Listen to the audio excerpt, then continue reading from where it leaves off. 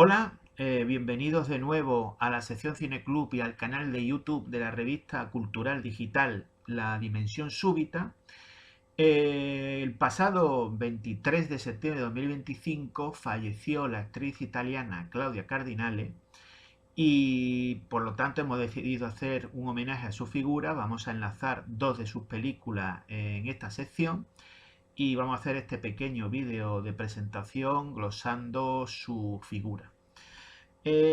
Posiblemente siempre que fallece alguna de las grandes estrellas y de los grandes actores o actrices del cine de los años 50, 60, hasta los 70, vamos a decir, yo creo que siempre hay que recalcar lo más importante y lo más relevante de ellos, que es que adquirieron su celebridad en un contexto en el que se hacía un cine y había una forma de entender el cine que ya no existe. Yo creo que es lo más importante y lo más relevante, porque todo lo que a partir de un determinado momento ocurrirá en el séptimo arte se mueve en unas coordenadas y unos parámetros que nada tiene que ver con lo que se movía en esa época. Resulta que ella, Claudia Cardinale, nace en Túnez, porque sus padres eran de Sicilia, pero emigraron allí, a ese lugar que en ese momento era protectorado francés. Gana un concurso de belleza y eso le abre sus puertas al mundo de la interpretación y al mundo del cine.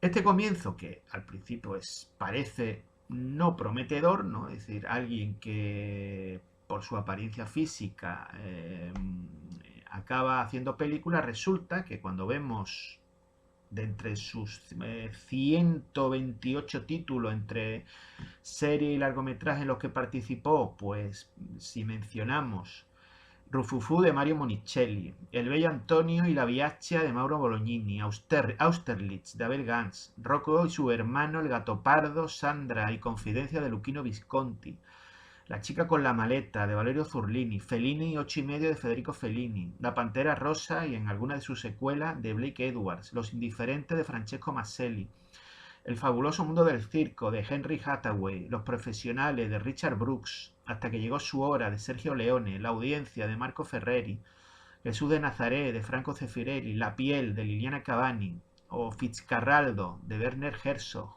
Incluimos una incursión que hizo en el cine español en el 2012 con El artista y la modelo de Fernando Trueba. Pues esa apreciación inicial que se puede pensar pues queda desmentida solo con mencionar esos títulos. Tiene una filmografía verdaderamente impresionante y descomunal. ¿Qué es lo que se diferenciaba el cine de esos años, de los años 50, 60, los anteriores, pero por mencionar los momentos en los que ella empieza y realiza los títulos, intervienen los títulos de más prestigio de su trayectoria hasta llegar a los años 70? Yo creo que la gran cuestión es que en esos años todavía el concepto de cine de autor no había arraigado. Sí había surgido en los años 50 la revista Cahiers de Cinema, empieza bueno, y lo incorporan los cineastas que eran críticos en la revista Cahiers de Cinema y que son los que ponen en marcha la Nouvelle Vague, François Truffaut y Jean-Louis Godard a la cabeza. Pero todos los directores de otras tendencias y de otros países que hacían cine en esos años no es que estuvieran imbuidos o influidos por ese concepto de cine de autor. Es decir, había muchas películas que tú no sabes si mencionar entre cine, sabe, incluirla como cine de autor o cine comercial, porque no existía una diferencia entre uno y otro de manera clara y estricta. Démonos cuenta de que la revista Cahiers de Cinema reivindica a un director como Alfred Hitchcock, que director más comercial en la época no había. Y en cambio lo incluyeron como cine de autor. Mm, y sus películas, Alfred Hitchcock decía que su obligación, su trabajo consistía en llenar todas las butacas de una sala de cine. Por lo tanto, no existía un cine de autor minoritario, reducido a un público determinado, y un cine comercial que era el destinado a todo el público. Ese concepto no existía. Entonces, cuando alguien hacía cine, pues lo hacía cine para llevar a la sala al máximo número de espectadores posible. Solamente que después, pues se hace esa diferencia y hay un cine comercial que va destinado al gran público y hay un cine de autor que es para un público reducido. Pero es que esa diferencia no existía tan tajantemente en los años 50, en los años 60, por supuesto, mucho menos en los años 40 y anteriores, y realmente las películas nadie las concebía para que fueran dirigidas a un público reducido. Fueran dirigidas para todo el público. Las dos películas que enlazamos hoy, que son El bello Antonio de Mauro Bolognini y La chica con la maleta de Valerio Zurlini, son una buena prueba de ello. ¿Qué es? ¿Cine comercial? ¿Cine de autor? Yo creo que ambos realizadores intentan hacer unas películas que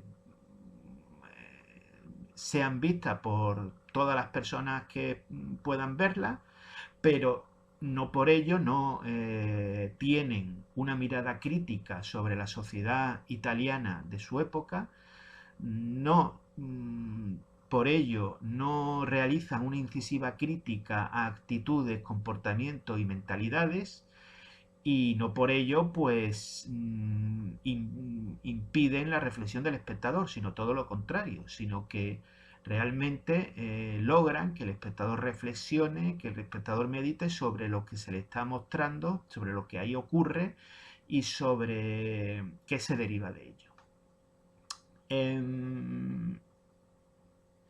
Hay otra diferencia que hay que mencionar, que es que muchas veces se hace un cine con intención de ser combativo, que lleva al espectador a una especie de embudo en el cual poco menos se le dice lo que tiene que pensar, y eso genera un rechazo por parte de muchos espectadores que se sienten manipulados por lo que se les ofrece. Es decir, no se le deja margen de reflexión sobre el tema de la película, sino que poco menos que le dicen esto es lo que tienes que pensar, sin todo mascado, digerido y bien estructurado. Y en cambio estas dos películas no hacen eso ni mucho menos. ¿Tenían una ideología determinada Mauro Bolognini y Valerio Zurlini? Yo creo que viendo las películas está claro que sí. ¿Tenían una visión nada complaciente con los modos y maneras que existían en la sociedad de su época? También. ¿Quieren invitar a la reflexión sobre ello al espectador mostrando una serie de comportamientos hipócritas, deleznables y nada edificantes? Por supuesto. Pero lo que no hacen es imponerle al espectador la conclusión de la reflexión posible. No imponen al espectador esa conclusión. Muestran una historia y dejan que el espectador llegue por sí mismo a la reflexión final sobre lo que están viendo, que supongo que cada espectador tendrá su propia visión sobre ambas películas. Y eso pues les permite hacer un cine que evidentemente es para el gran público. La mayoría de los espectadores no sienten un rechazo hacia lo que están viendo por el hecho de sentirse manipulados, sino que saben que tienen margen para poder sacar su propia conclusión y mostrarse de acuerdo, no de acuerdo, o tener su propio juicio sobre lo que hay que narrar.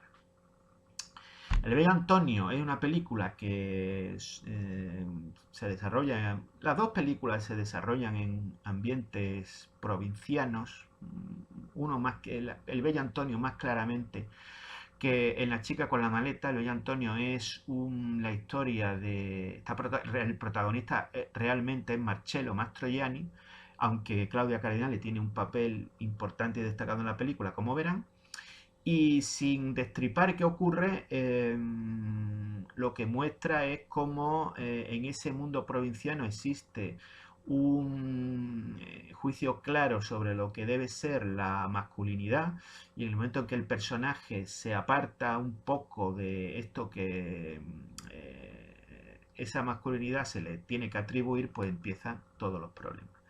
La película no entra y eso es un aspecto positivo, no entra a detallar si el problema del personaje es un problema simple de impotencia, si una cuestión de una homosexualidad reprimida, o si el problema que tiene es que por la educación recibida establece una diferencia muy fuerte entre lo que es amor y lo que es sexo. Es decir, digamos que podría pensarse que es que al incluir el sexo en el amor es como si contaminara ese amor. No, eso no está claro. Hay argumentos para las tres posiciones. Eso es beneficia a la película porque permite no dar un discurso unívoco, sino que se permite el juego de interpretaciones.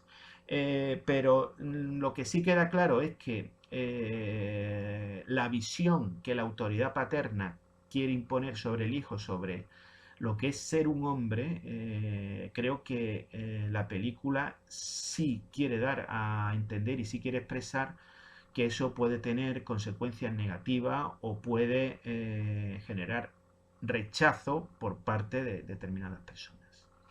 Y eso es lo que la película El Bello Antonio ofrece. Una película casi que es una sátira, pero que por ello no impide que los personajes sean tratados con afecto y cariño. Y en cierto modo, pues, digamos que es una sátira no con tono agradable porque bastante ácida, pero sí que, digamos, no utiliza un humor vitriólico para expresar sus ideas. Que es, además, esa película se hizo el mismo año que La Dolce Vita. La verdad es que el traje que luce en muchas de las escenas Marcello Mastroianni es del mismo estilo que el que utilizará el personaje de su personaje en la famosa película de Fellini. Es una curiosidad visual que no deja de llamar la atención. Y La chica con la maleta, aquí la protagonista absoluta sí es Claudia Cardinale, y bueno, pues relata cómo una chica que se dedica al espectáculo ha sido abandonada por un personaje de la aristocracia italiana y ella va en su busca, y este joven la intenta escaquearse de ella como puede y sin ningún tipo de compasión, y el hermano pequeño de este aristócrata pues se enamorará de ella y querrá ayudarla. A lo largo de la película pues se ve todo un muestrario de hipocresías, de contradicciones y cómo las diferencias de clase y la situación de la mujer en la Italia de la época pues no eran ni las ideales, ni las adecuadas, ni las satisfactorias. Como digo, dos películas que hacen reflexionar, pero que dejan al espectador margen para que obtenga y adquiera su propio juicio y su propia conclusión sobre lo que ha visto. Sobre todo, realmente las dos películas muestran, Claudia Cardinale hace dos papeles muy diferentes, y yo tengo un criterio claro. Cuando un intérprete hace dos, tres, cuatro personajes muy diferentes entre sí y todos ellos lo hace a muy buen nivel, pues es que es un gran intérprete, ¿no? Yo creo que es el mejor termómetro para evaluarlo y valorarlo. Y aquí hace dos papeles muy diferentes y en los dos brilla y devora a la cámara, como era característico en Claudia Cardinale. Esperamos que les gusten las películas y desear, como ocurre en todos estos casos, que Claudia Cardinale descanse en paz. Hasta la próxima.